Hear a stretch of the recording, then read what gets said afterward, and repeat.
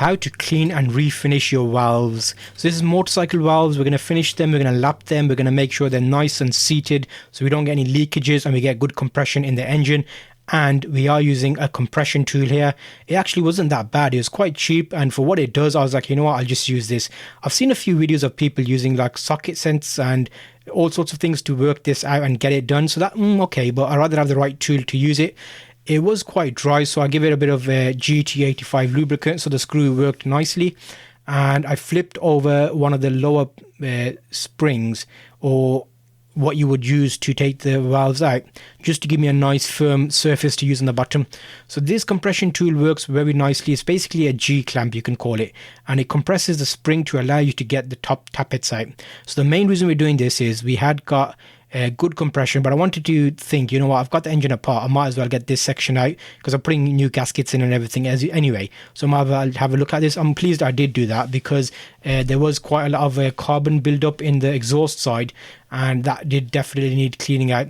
So here you can see me working on this and sorting it out. It's not a lengthy process. It's about 10 to 15 minutes. Once you get your hand in, I was able to do it. I did it twice. The first time I did it, I noticed that I actually left a bit of the compound behind, and I was like, actually, you know what, I remember seeing Ryan's garage. He did a video on this. So Ryan's garage in the UK, you can actually see his Super Dream restoration. A lot of this, I've seen a lot of his videos as well, and I was actually pleased that he made the videos. It was helpful for anybody else doing the restoration and things to look out for. So in the end cards, I will put a link to his first video, so you can actually go and binge watch all of that restoration. He's done an amazing job, and he's kind of getting it back on the road. So there's another Super Dream back on the road. I tried a few situations. I had this magnetic telescope thing. I wanted to hold the little metal valves that hold, not valves, metal caps that hold in place the springs, and they stop it springing out. I'll do you close-ups to show you what I mean, but this process is basically getting the little tappet tops off, and then we're able to get the springs off and then push out the actual valves, and then we're going to look at sorting those out. So there's a few things you will need. As long as you've got this G clamp, it makes it a little bit easier. This video I made straight away when I got the case, and I was like, you know what, I should have spent a bit of time playing with this to figure it out, because the second time I did it, I was a lot more smooth. I'll do overlays so you'll see the different, and camera angle is like when I did do it the second time around, when I got a lot better at it, because you can actually, because it's spring loaded, the valve, you can adjust and move the clamp to get the right balance or line, so you can actually get the metal things out, the metal caps, and those come out. Just keep them safe. Have a little container with you where you can keep them in, and this allows us to actually clean out the motorcycle tappets and the top section, as well as just checking the springs and what's going on below the little valves, because on this one there's a lot of carbon buildup. Once you've done it, you unscrew slowly and gently. Oh yeah, this is one thing. I dropped that little thing so many times on this clamp. I don't know why they didn't make like a little nut on there or something so it keeps it in place. But I ended up using a screwdriver in the second run because that was a bit more tight fit and it stayed in there. Because that thing, the handle kept falling out of this clamp. But yeah, now that we've taken that off, we'll take the two springs off, and we need to do this times 6 because we've got one exhaust, 2 inlets for fuel and air, and then the second side. So we've got 2 cylinders on this motorcycle. And this worked very nicely. I was able to use a clamp and I was very happy with it. So I do recommend buying it. It's not expensive. It's like £15 max, I think, on Amazon. I'll put a link in the description. Check that out if you want to pick that up. So taking this out, you can see under the valve, it's like a full-on coal mine there. I was like, oh my God, I didn't plan on doing this because it wasn't leaking, but I was like, I'm glad I did do this now because I had everything apart. I thought I'll do a decent job on this and work through it slowly. So you'll see I've used a few different things here just to make sure that I fully clean it. So you'll know I use a number of things to help get rid of the carbon buildup. I've got a plastic scour here. I used a brass brush and also soda crystals and vinegar to kind of get rid of that buildup of carbon. I've got all the chemical stuff, as in like carb cleaner and brake cleaner and all that kind of thing as well, just to help it along. But you don't have to have that. Now, cleaning the actual valves themselves, the stems and things, I used a steel brush and I used a drill. You need to be careful with this because it's advisable to not use a drill. However, I put like a few rounds of tape around the stem and then put it in the drill, so then that way it made it a bit easier. But there was a lot of carbon buildup on these, so that's why I thought this way it'll make it a bit nicer and easier to clean. And then I used a varying level of grit sandpaper, so worked my way up to like really fine, and then also a polishing wheel on a Dremel and a bit of polish to actually get them fully clean. This is before the lapping process. I'm basically getting rid of all the mess, and then as usual, coarse and fine lapping compound. And I ordered the lapping compound with the little plunger, like a toilet plunger. It didn't work that well.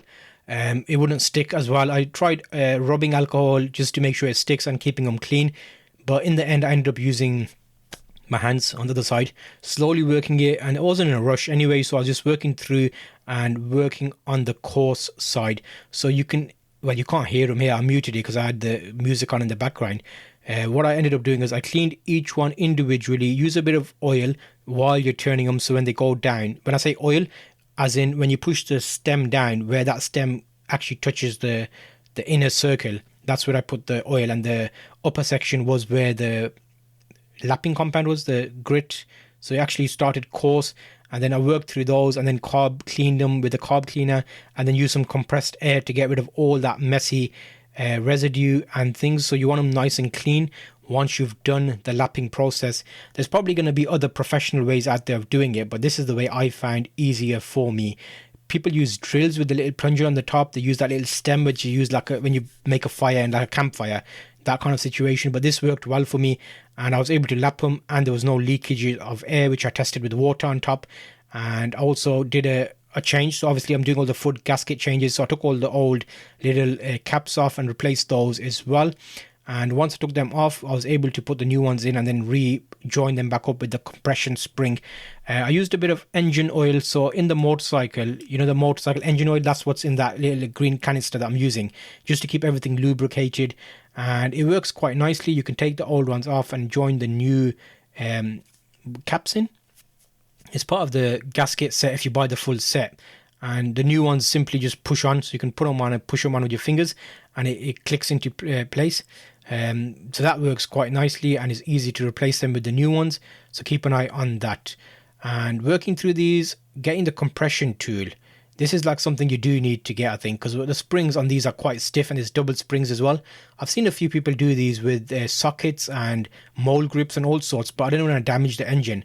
So I got the right tool for the situation. You can see all the tools I have linked in the description below, so you can see how and where to pick them up from. They're not that expensive. It's about £11, £12 for this tool, and you can use them to at least get the job done correctly, so you don't end up damaging and having to buy other things to replace because you used the wrong tool or something.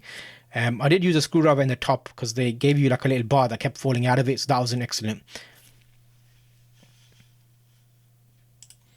And I'll do a few close-ups. What you can do is a compression tool, because it's a spring, you can move the compression tool while it's under pressure just to get the little magnet holders in. So I was able to tighten it, move it around to get each holder in of the springs. If you've done this before, you know what I mean. Is those little two springs, is a spring, and then there's two little caps that hold it in place via the pressure from the spring. So you kind of put it on either side, and as you let the pressure go, they lock into place in that little groove that's in the end of the the valve.